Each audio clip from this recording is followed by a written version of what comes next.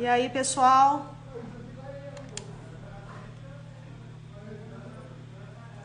Boa noite, Priscila. Boa noite, Rodrigo. Vamos esperar aqui. Boa noite, Anderson, Gustavo, Mário Borges. O Edênio mandou uma mensagem aqui para mim no WhatsApp. Vamos ver se ele consegue. Vamos esperar ele entrar. Natália, Rafael.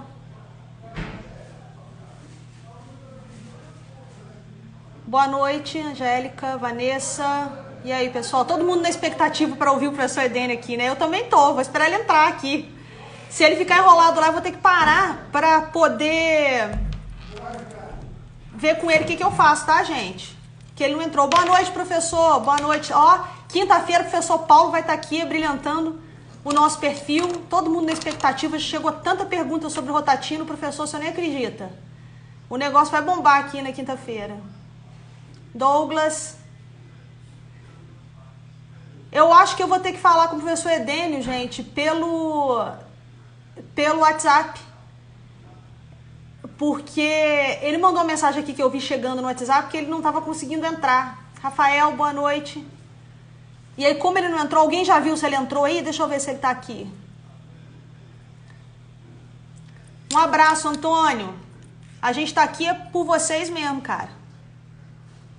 Deixa eu ver aqui se eu consigo chamar o Edênio. Mas alguém viu ele entrando, gente? Rafael, você viu se o professor Edênio entrou? Deixa eu ver se eu consigo aqui.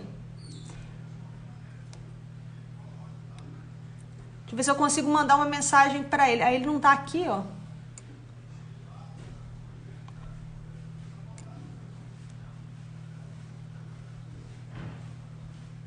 Ele não pediu para entrar, não.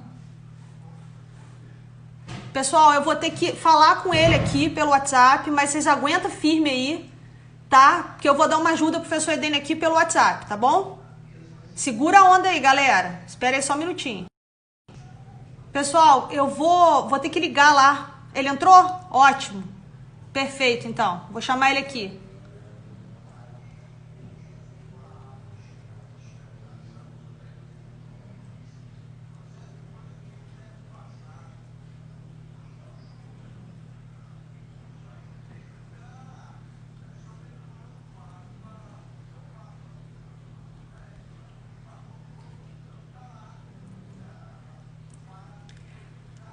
Agora eu vou precisar da ajuda de vocês aí para ajudar o professor Edênio. Eu tô tentando convidá-lo, pessoal, me ajuda aí. Eu tô tentando convidá-lo e tá dizendo que ele não pode participar. Vocês acham que tá acontecendo alguma coisa aí? Tá dizendo que ele não pode participar, ele tá vetado para mim.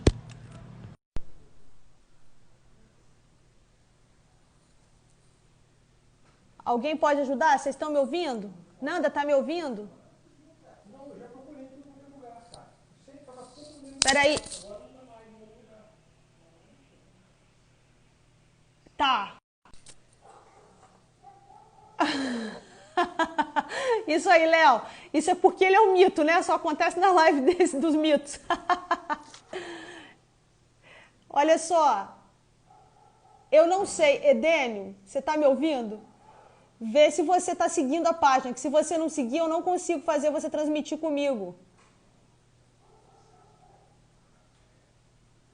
Ô, gente, ele estava fazendo pelo computador, eu acho. Ele não estava conseguindo transmitir comigo. Então, o Ângelo Camilo perguntou se ele me segue. O áudio tá bom, Pri? Vamos esperar ele entrar de novo, ele já deve ter saído. Ô, gente, vocês têm que ter paciência com nós dois, viu? Aê!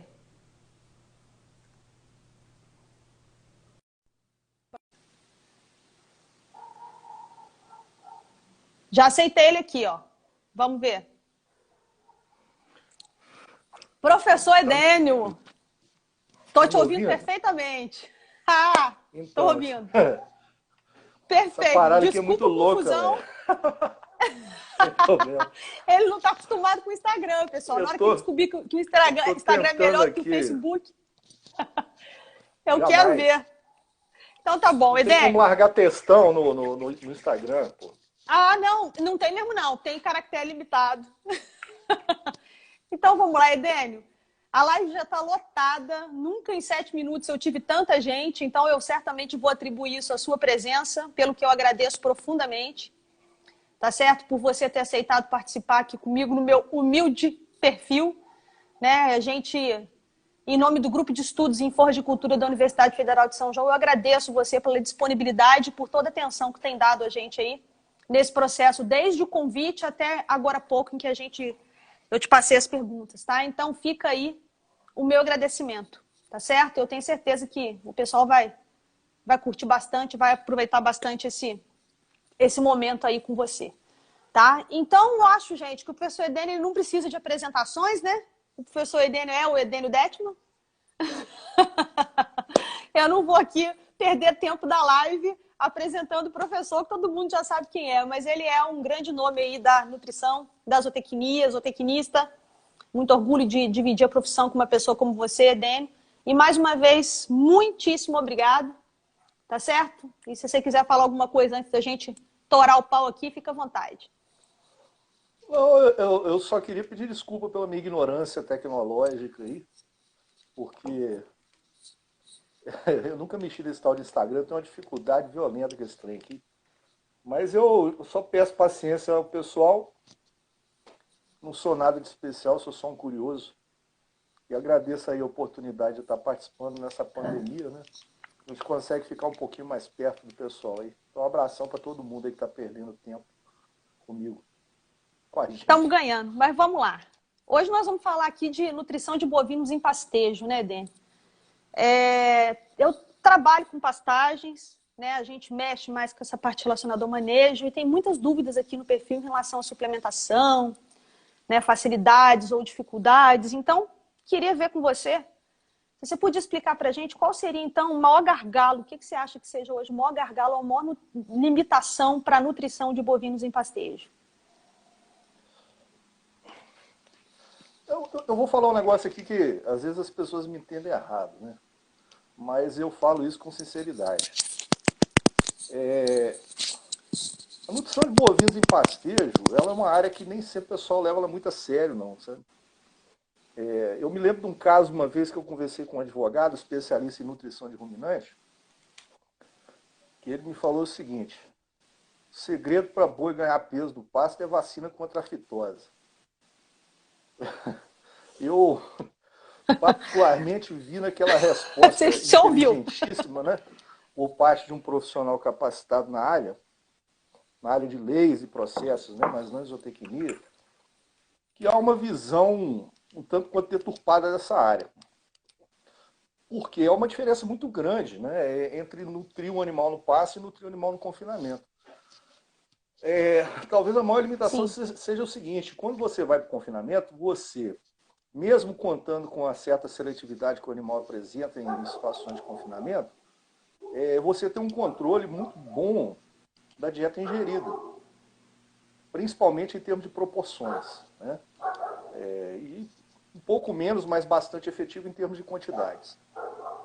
Quando você vai para o ambiente de pastejo, o ambiente de pastejo é um ambiente de interação, ele é social, ele é nutricional, ele é pessoal, né? É o indivíduo que está selecionando sua própria dieta ali. E você não tem como ter um controle absoluto disso. Então, muitas vezes as pessoas atribuem isso como uma coisa meio aleatória, né? Ou seja, aleatório no sentido de que não pode haver ciência nesse processo. Essa semana, um professor da Rural, que deve ter sido seu professor... Sim, o Malafaia. Eu ia até te perguntar do artigo. Eu ia Então, conversar ele com você publicou sobre um isso. artigo lá, eu solicitei a ele o artigo, ele prontamente, eu tenho um ótimo relacionamento, eu admiro o Malafaia demais. Ele foi meu professor de base de nutrição. Ele permitiu que eu compartilhasse isso lá no meu grupo no Facebook, né? Ou seja, nós temos hoje, fazendo umas contas aí das últimas estimativas da BIEC, Essa conta varia de fonte para fonte, de ano para ano, mas aproximadamente 98% da carne produzida no Brasil, ela é produzida a pasto. Né? Mas tem as terminações em confinamento. Não, tem as terminações em confinamento, que ainda são menores que as terminações a pasto. Mas esse animal, em média, no confinamento, ele chega ao confinamento com 80% do peso de abate. Então ele só vai ganhar em torno de 20% do peso para ser encaminhado ao abatedouro, né, ao frigorífico. Então 80% do peso desse animal que é abatido no confinamento vem do pasto. E quando nós falamos em nutrição, os cursos de nutrição, as abordagens de nutrição, elas são todas voltadas ao confinamento.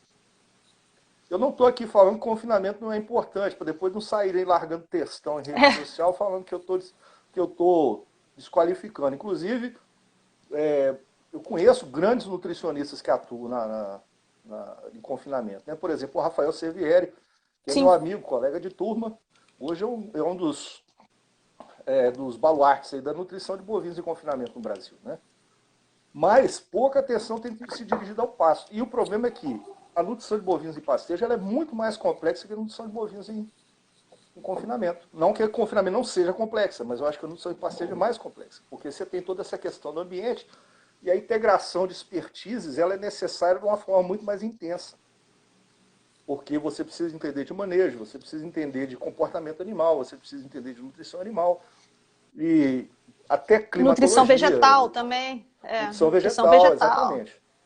Então, fisiologia vegetal, solos.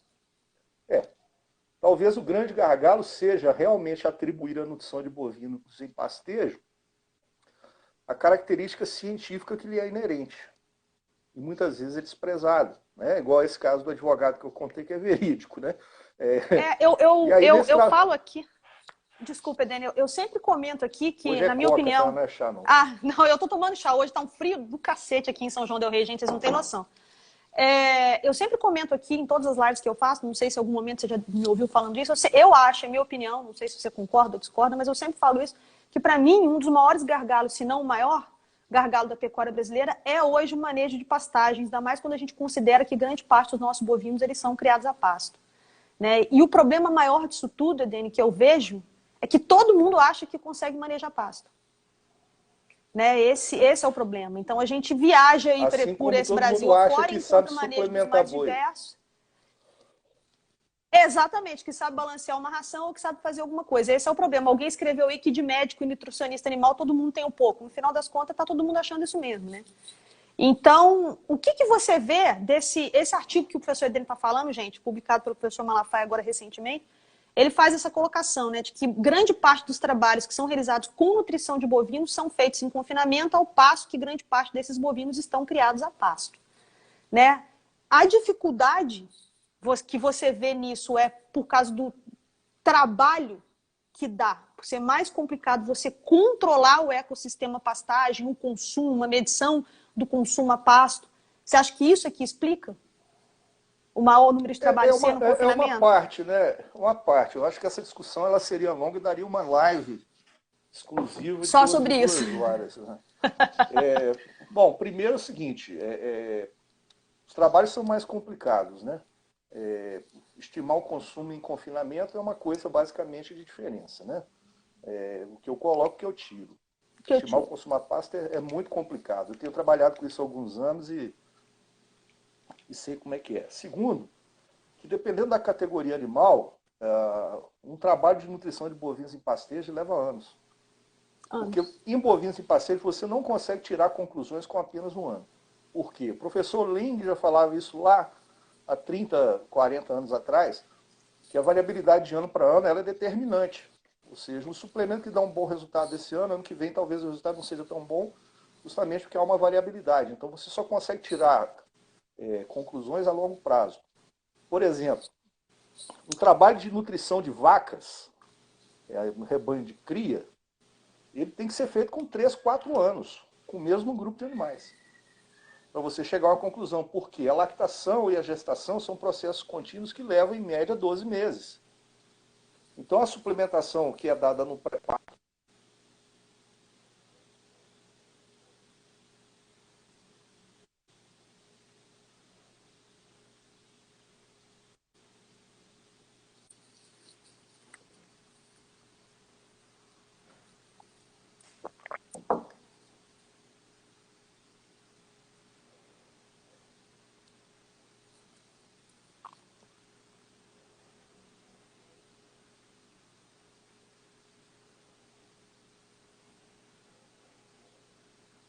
Travou aqui, Edene. Você tá me ouvindo? Travou. Edene. Ele travou para mim, pessoal. Mas vocês estão me ouvindo, pessoal?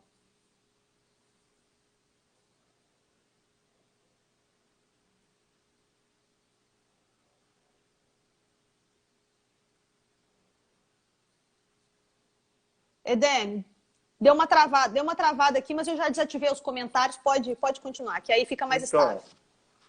Então, só recapitulando, essa ideia, por Sim. exemplo, de um trabalho com nutrição de vacas, ela tem que ser feita com 3, 4 anos. E o sistema de pesquisa, que ele hoje é exclusivo, ele é muito calcado na formação de recursos humanos, né, na pós-graduação, ela demanda rapidez. Então, o que acontece? O cara vai fazer um mestrado com 2 anos, doutorado com 3 anos e meio, ele não tem oportunidade de fechar. Né? E cada um tem que publicar o seu trabalho. Então, o cara faz o trabalho hoje, ele não quer passar o conjunto de dados para o próximo estudante, a conclusão ser retirada 2 ou 3 estudantes depois. Porque ele precisa da publicação, o sistema exige a publicação. O próprio programa precisa da publicação. Exatamente. Não é nem o estudante, é o programa que pressiona para... Há uma necessidade de reestruturação do pensamento nesse sentido. Né? Precisamos discutir essas instâncias adequadas. Né? Isso aí é uma longa conversa, né?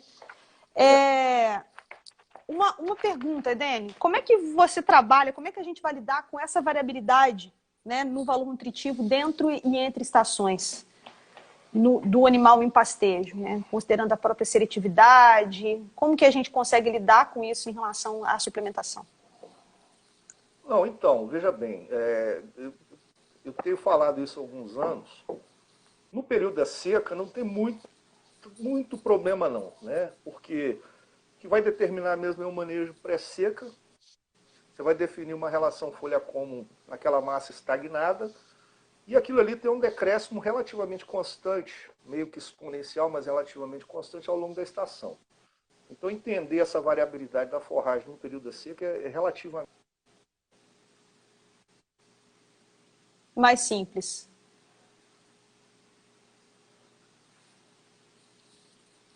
Travou de novo aqui, Edene.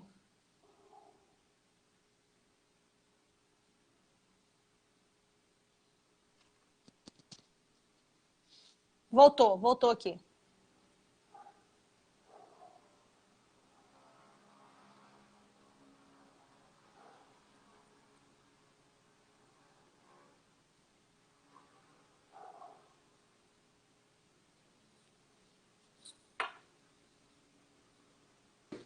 Mudei minha fonte na internet aqui.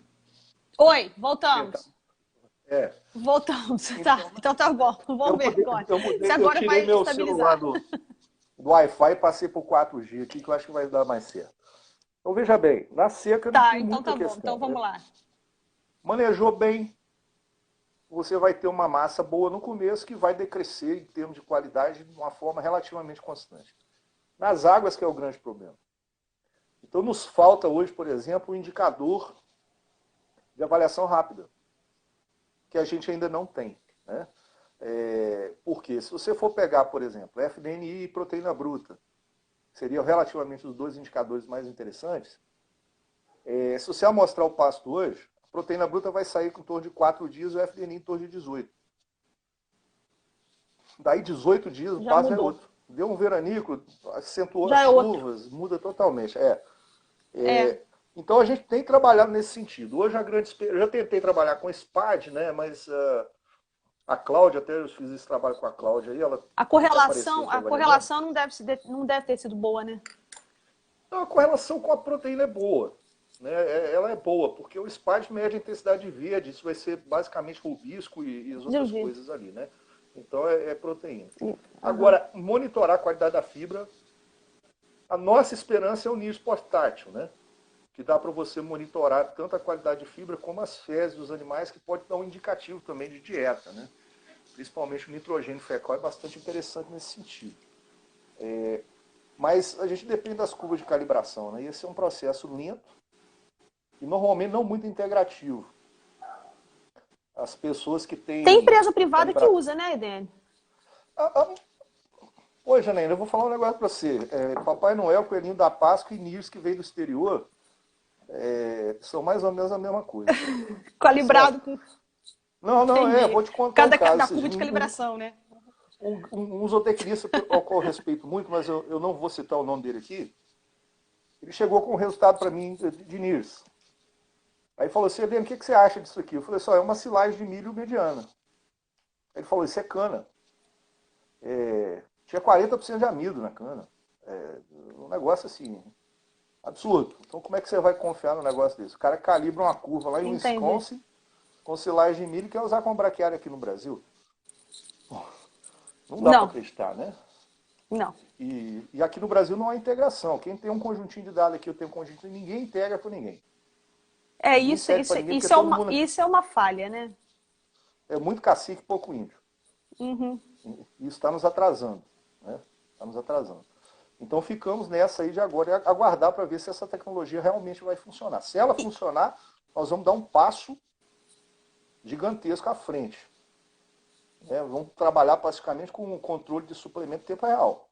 Entendi, porque a gente consegue monitorar em tempo real a qualidade do pasto, né? Eu até comentei com você, devo estar te mandando agora depois da live esse artigo, é impressionante. Aquela medição que a gente fez de 5 dias de ocupação, quando o pasto de Mombaça baixa de 90 para 30 centímetros, a mudança absurda que dá na teor de proteína, fibra, né? Só no período de pastejo, por causa da relação lâmina-como que foi diferente, né? Por causa justamente da seletividade. Né? A mudança que dá é por causa da relação lâmina-como que mudou muito, porque só sobra talo no final, né? E capim Mombaça com 30 centímetros, cedendo, o bicho não come, não. Tanto que o tratamento de 30 ficou 38, né? E a interação com os nutrientes que você injeta via suplementação, ela muda na mesma proporção. Exatamente. Era essa. Vamos chegar a um ponto parecido com, não nessa pergunta especificamente, mas uma coisa interessante que apareceu. E eu desativei os comentários, pessoal, para a gente ficar com a internet mais estável. Uma pena. Daqui a pouco eu abro para vocês mandarem a pergunta. O que é mais desafiador? A suplementação nas águas ou na seca? Alguém perguntou e eu esqueci de anotar o nome da pessoa. E como é que seria as águas? Por quê? Justamente pela menor estabilidade da massa potencialmente selecionável e ingerível ao longo do período de chuvas, né? E, de certa forma, como o teor de energia da forragem é mais alto,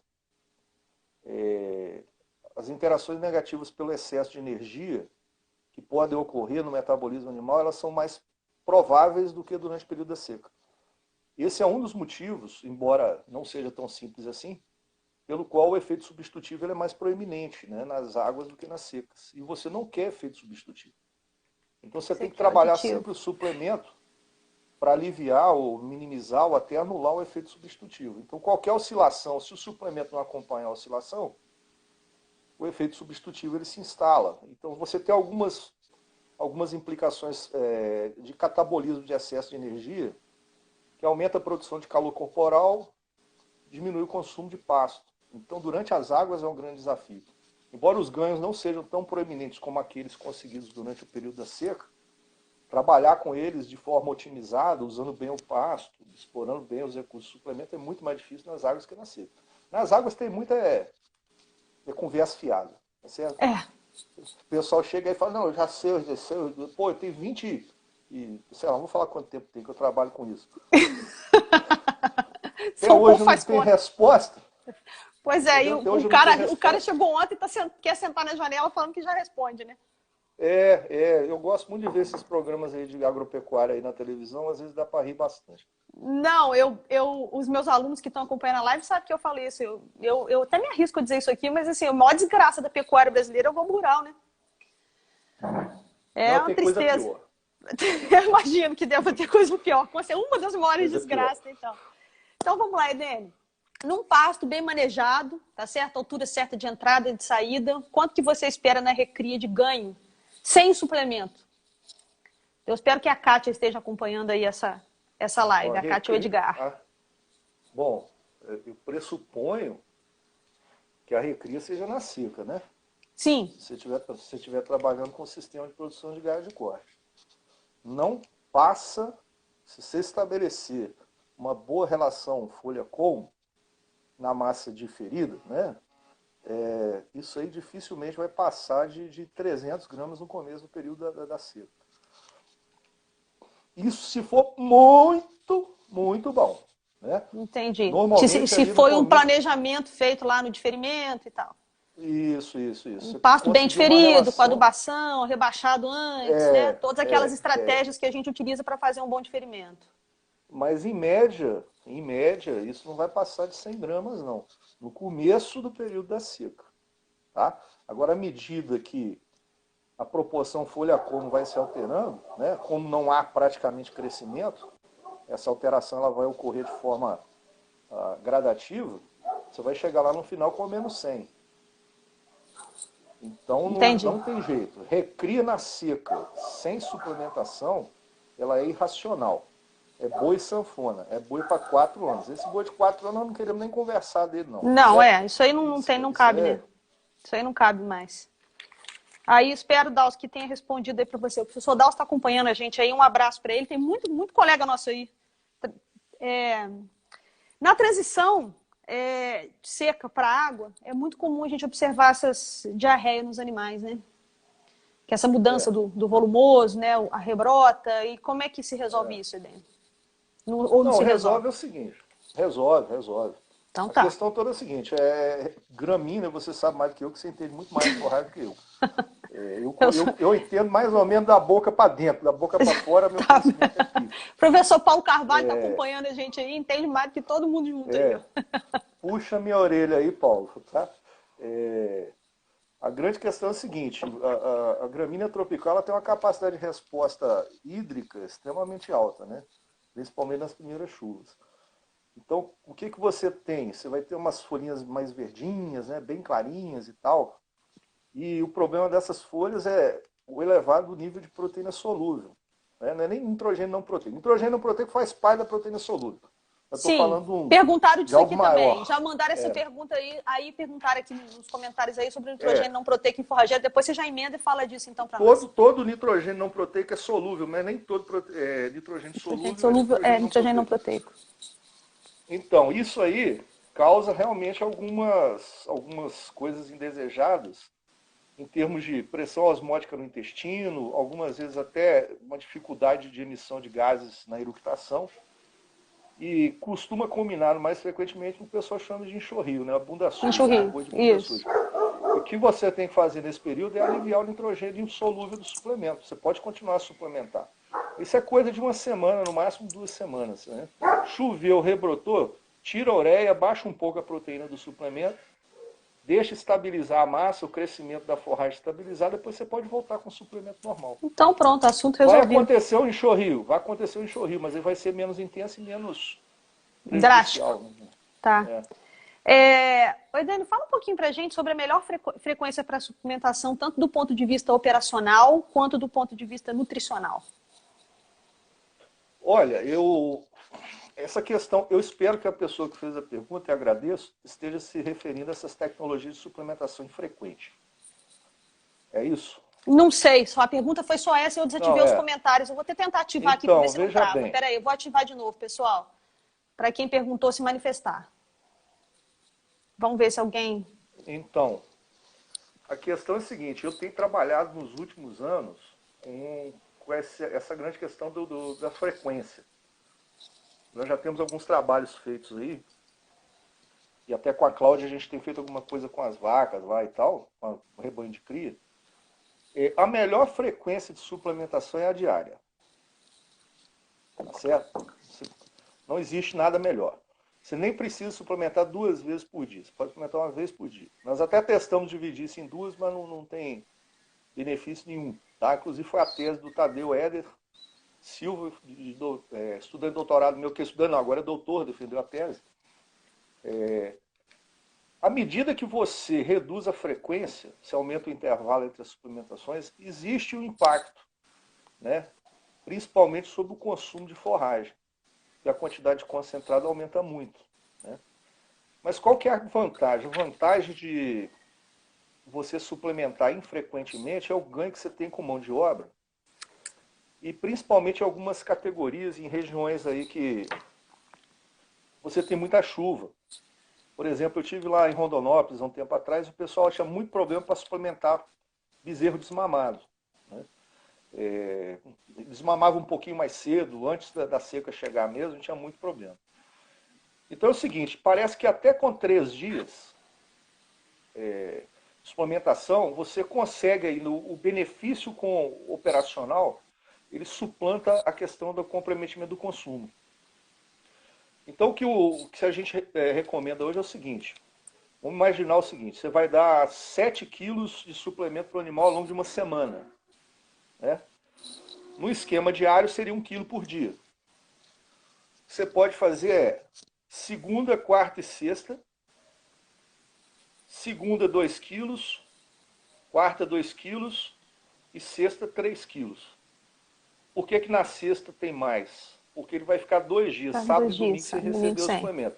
Então seria 2/7 do suplemento diário na segunda, 2/7 na quarta e 3/7 do suplemento que seria dado durante a semana na sexta-feira.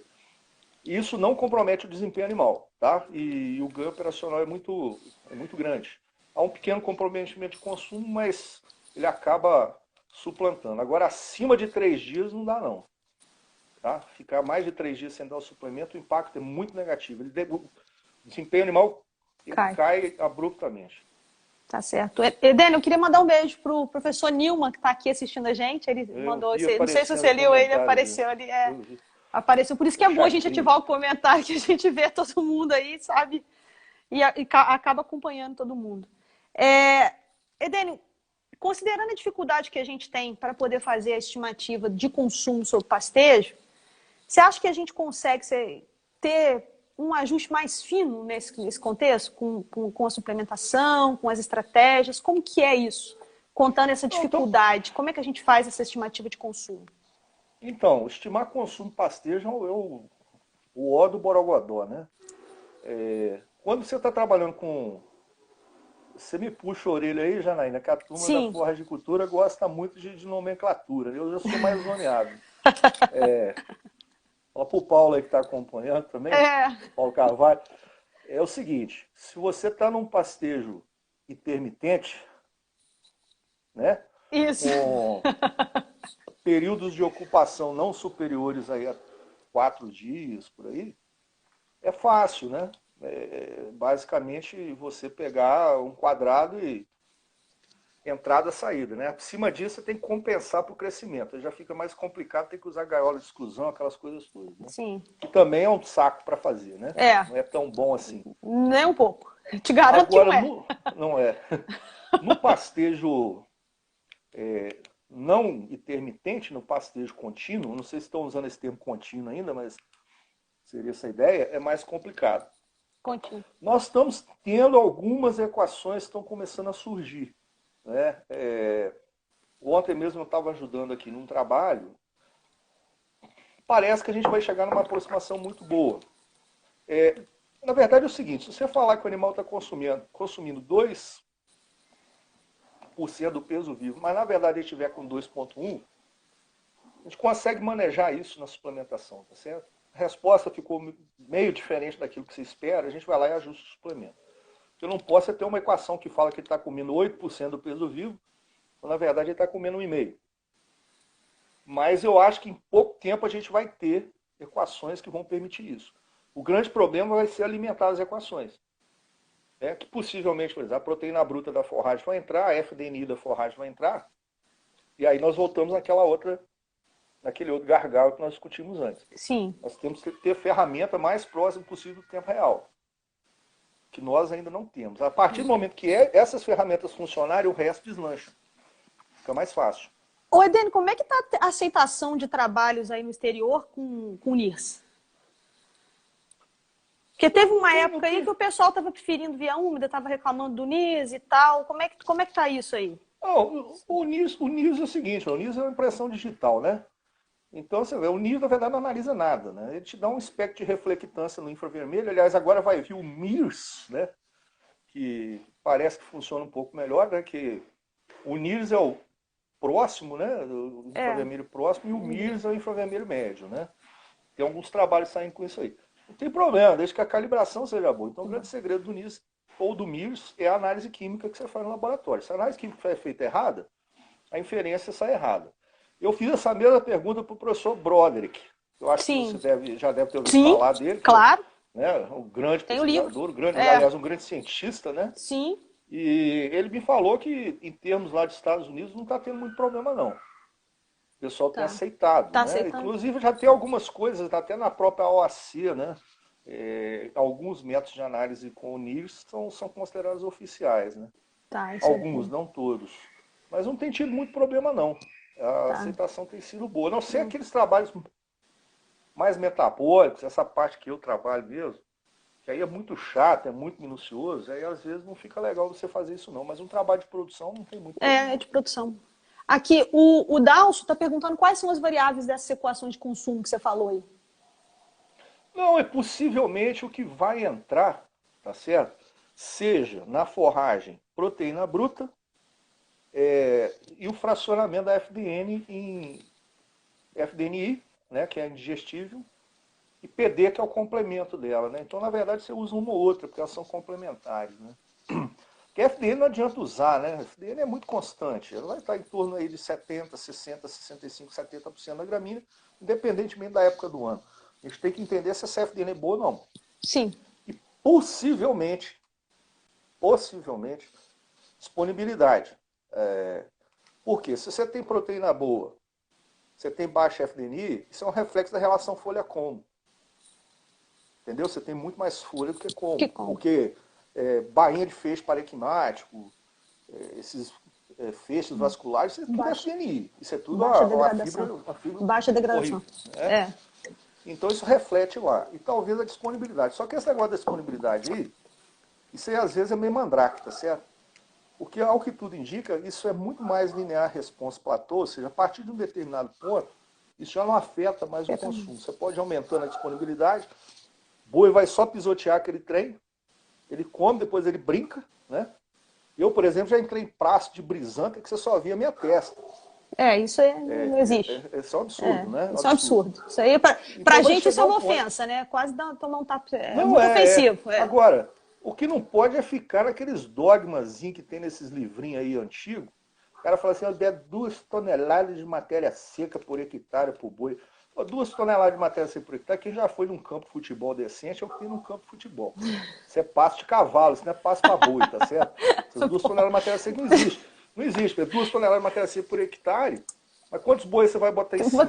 O Paulo tem um trabalho. A questão, profundidade do bocado vai funcionar? O tamanho do bocado vai ser bom? Então tem a questão da estrutura do pasto. Essas 2 toneladas de matéria seca por hectare que fica recitando, o pessoal recita como mantra aí, isso aí é uma balela. Né? Nós temos que pensar além disso. Né? O pasto é muito mais complexo do que simplesmente a sua matéria seca. Né? Muito mais. Estrutura. Tanto que se você falar para mim a produção de um pasto, não me interessa. Eu tenho que olhar a estrutura, né? Não adianta você ter uma produção alta que é só como. Né? Não adianta você ter...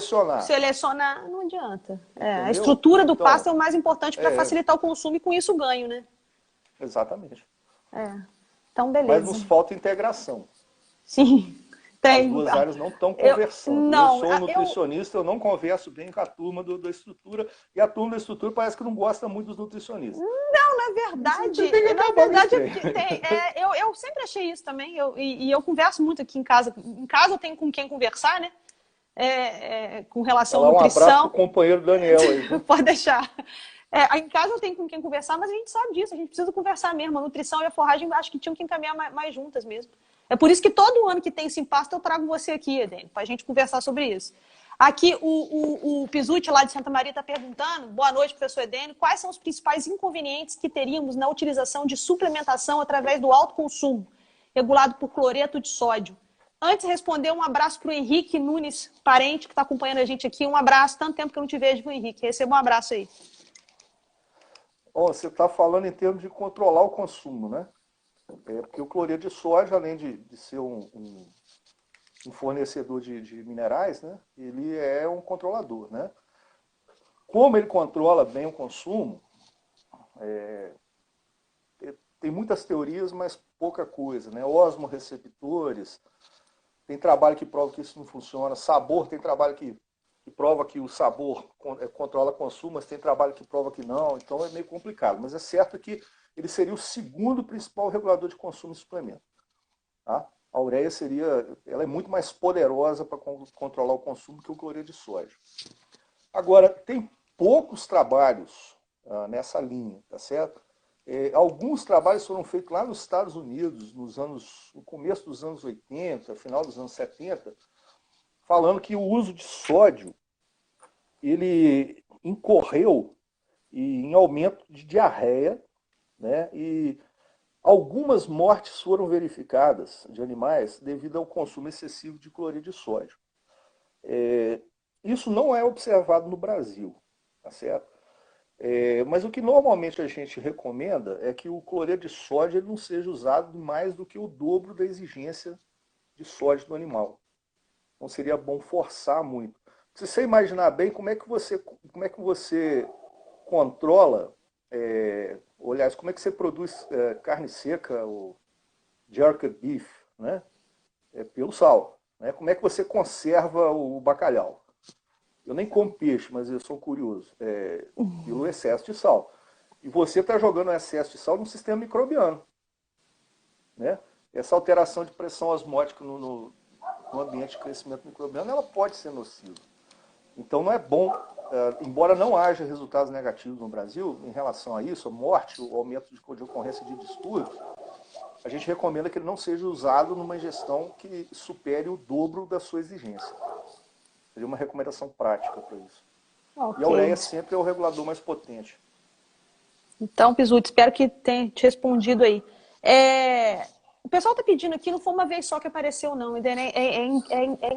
Não estranho, né? Mas é bacana porque tem muito produtor aqui, então apareceu já aqui, apareceu 2 vezes lá na caixinha de pergunta, para você explicar, que o pessoal às vezes não entende, o pessoal vende, para eles não entendem a diferença entre o proteinado energético, essa diferença aí, e como usar estrategicamente cada um deles. Veja bem,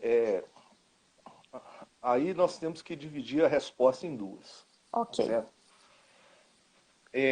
Primeiro, tem o que diz o Ministério da Agricultura. Tá certo? E segundo, que a gente que trabalha na área diz.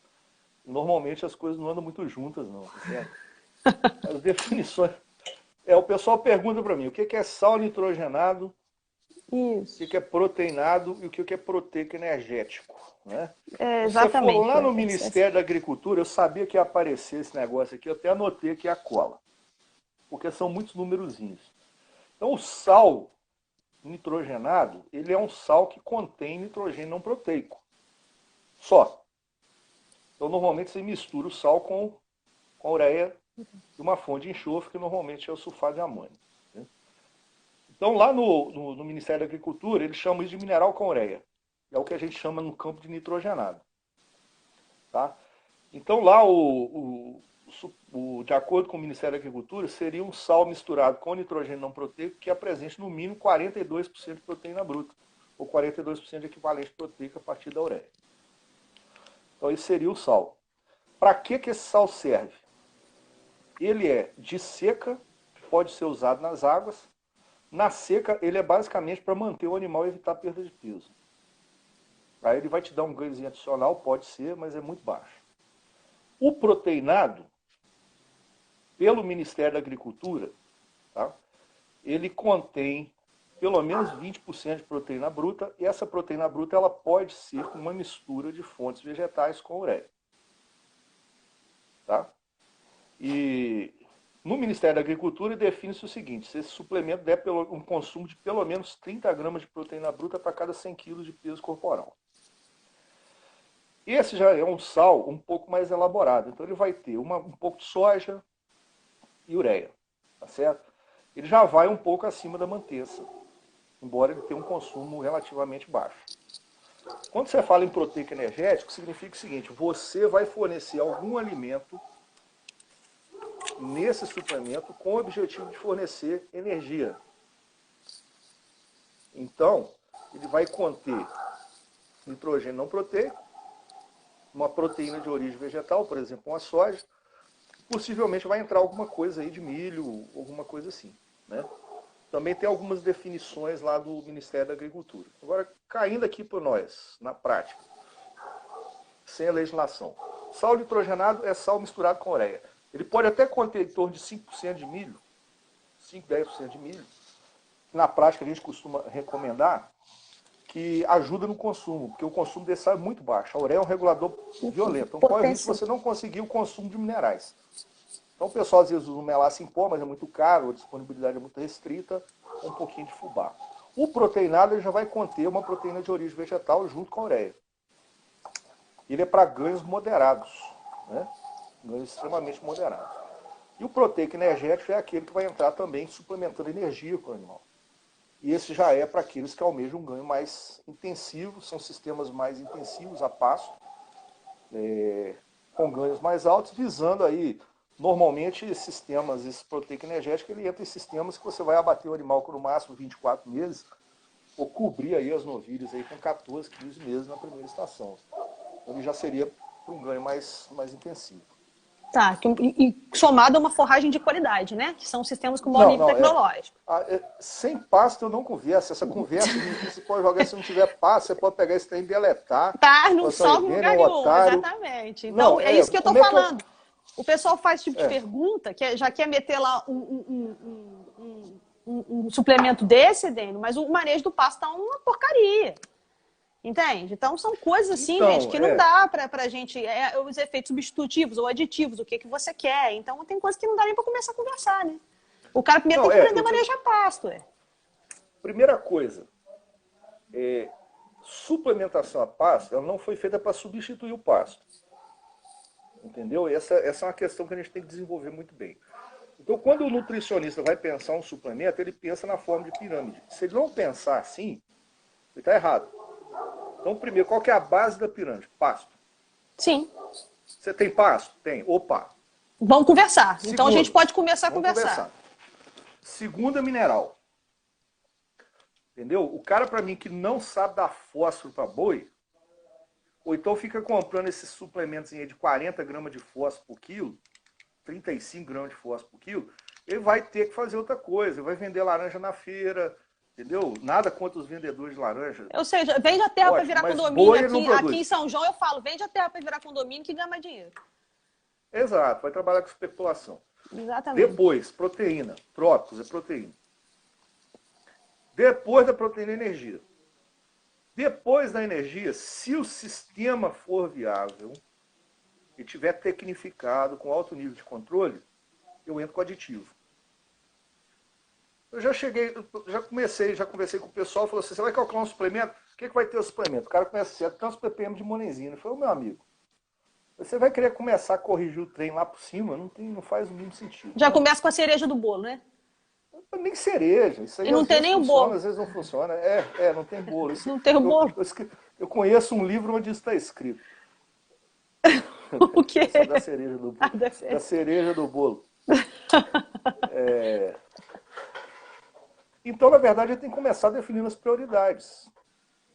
Se não tem pasto, não conversa sobre suplemento. Vai produzir pasto primeiro. Aí sim, nós vamos mineralizar o rebanho. E aí nós vamos imaginar. A primeira coisa, o que às vezes não se entende é o seguinte. A produção de bovino de corte, principalmente, eu estou falando mais de bovino de corte, né? Nada contra o leite. Ele é um sistema. E um sistema ele tem que ter pensamento sistêmico. Nenhuma tomada de decisão funciona para 24 horas. Então, quando você vai pensar o que você vai fazer, você tem que pensar holisticamente. Você tem que ter uma visão sistêmica da coisa. Ou seja, onde eu vou começar a produção e onde eu vou terminar. A decisão que você toma no primeiro dia, ela vai impactar no último.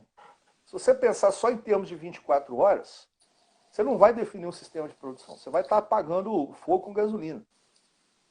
Então, eu falei assim, como você quer produzir boi? Eu quero produzir só recria. No final da recria, eu vou produzir boi magro, vou fazer ciclo completo.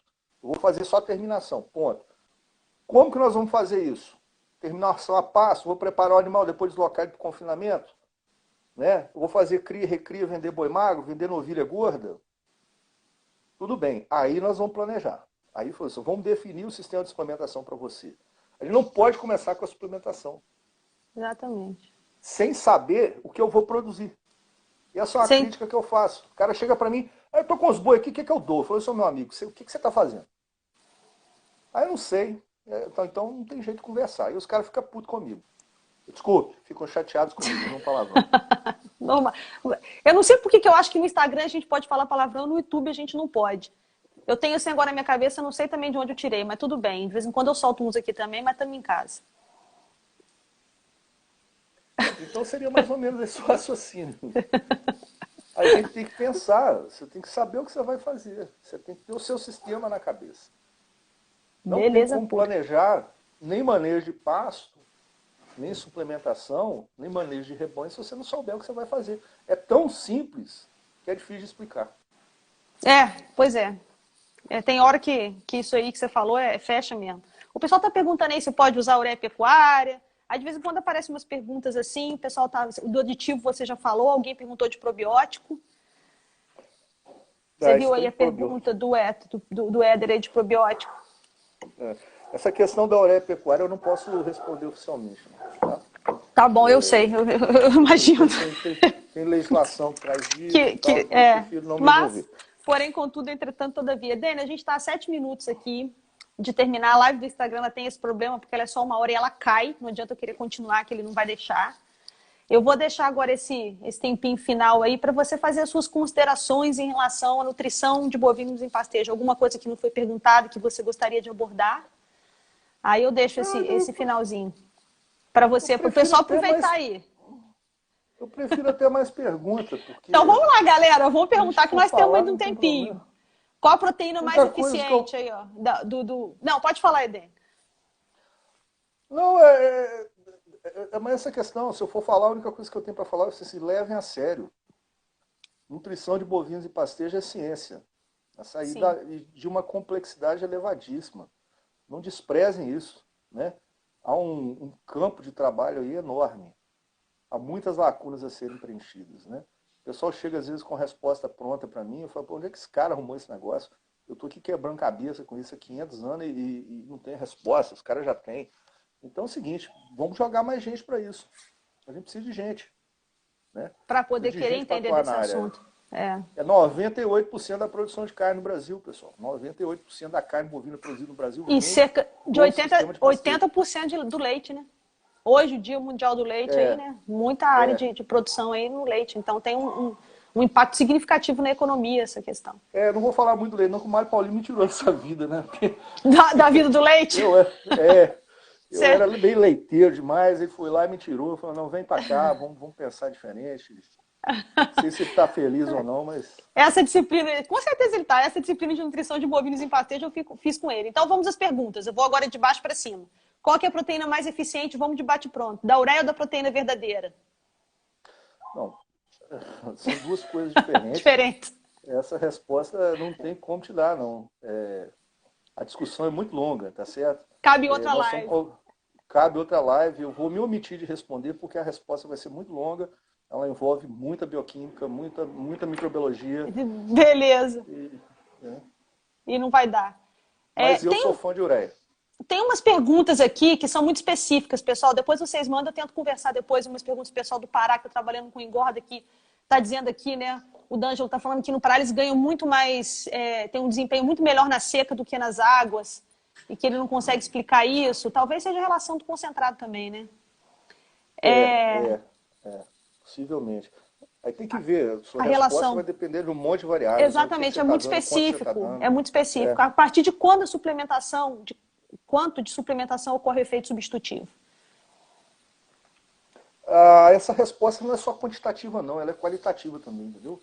Eu já tive casos aqui de eu suplementar com 5 gramas por quilo de peso corporal nas águas e não ter efeito substitutivo. Porque o suplemento estava bem formulado. Então, na verdade, o efeito substitutivo não ocorre pela presença do concentrado simplesmente, mas pela composição do concentrado e o impacto que ele vai ter no metabolismo do animal. Então, resposta difícil de ser dada, né? Suplemento bem feito, você ou zera ou minimiza o efeito substitutivo nas águas, assim, muito próximo do zero. Okay. Suplemento errado, o efeito substitutivo potencializa. Então não é só quantidade. Na verdade, a composição do suplemento talvez seja mais importante para o efeito substitutivo que a própria quantidade de suplemento. Agora, se você jogar 1% do peso vivo do animal nas águas, você pode ter certeza. Você pode botar uma composição excelente ali, que o consumo de pasto vai cair bastante. Ok, o Túlio está perguntando sobre o equilíbrio energia-proteína.